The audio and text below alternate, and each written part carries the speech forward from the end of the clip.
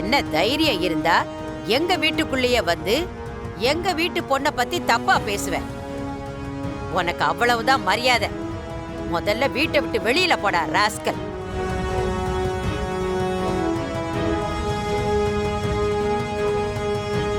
பாட்டி, உங்க கோவம் எனக்கு என்னன்னு புரியுது. திடீர்னு யாருன்னே தெரியாத ஒருத்த வந்து உங்க பேத்திக்கும் அவனுக்கும் கல்யாணம் ஆயிடுச்சுன்னு சொன்னா உங்க மனசு எவ்வளவு பாடுபடும்னு என்னால புரிஞ்சுக்க முடியுது பாட்டி. ஆனா உண்மையான யாருக்கும் பயப்பட மாட்டேன் பாட்டி. நான் சத்தியமா சொல்றேன், நானும் மித்ரா வந்து லவ் பண்ணோம். எங்களுக்குள்ள ரெஜிஸ்டர் மேரேஜ் கூட ஆயிடுச்சு.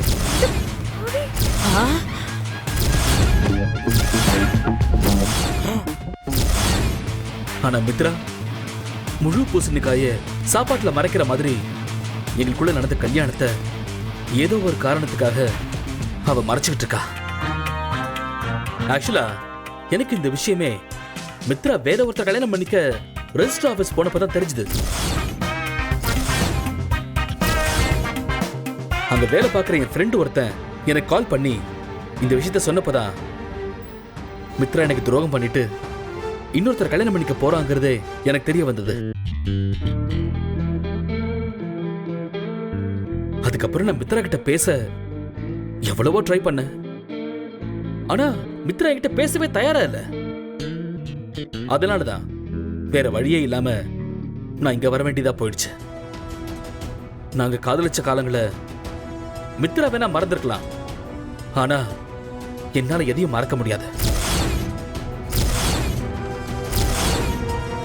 அடி பாவி, இது என்ன கொடுமை! இவளுக்கு பின்னாடி ஏகப்பட்ட கதையெல்லாம் இருக்கும் போல இருக்கு. மித்ரா, அவன் என்னென்னமோ பேசிக்கிட்டு இருக்கான். நீ என்னடானா புடிச்சு வச்ச புள்ளையார் மாதிரி எதுவும் பேசாம அப்படியே நின்னுகிட்டு இருக்க. இவன் சொல்றதெல்லாம் உண்மையா? இவன் யாருன்னு உனக்கு தெரியுமா? ஐயோ பாட்டி, சத்தியமா இவன் யாருன்னு எனக்கு தெரியாது. நானே இவன் பேசுறத கேட்டு ஷாக் ஆகி என்ன பேசுறதுன்னே தெரியாம வாயடைச்சு போய் நிக்கிறேன்.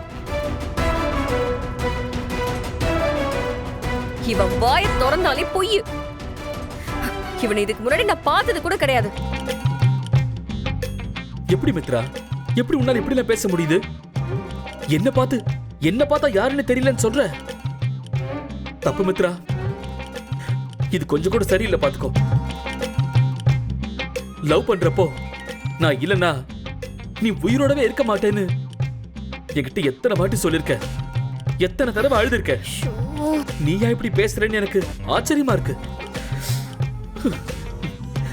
நீயும் நானும் உருகி உருகி லவ் பண்ணதெல்லாம் மறந்துட்டியா? வேணாம் மித்ரா, இன்னொரு தடவை அந்த வார்த்தையை நீ சொல்லி நான் கேட்டா என் நெஞ்சு வெடிச்சு இந்த இடத்துல நான் செத்துருவேன். மித்ரா, என்ன பார்த்து யாரும் தெரியாதுன்னு சொல்றிய? உனக்கு என்ன மெமரி லாஸா?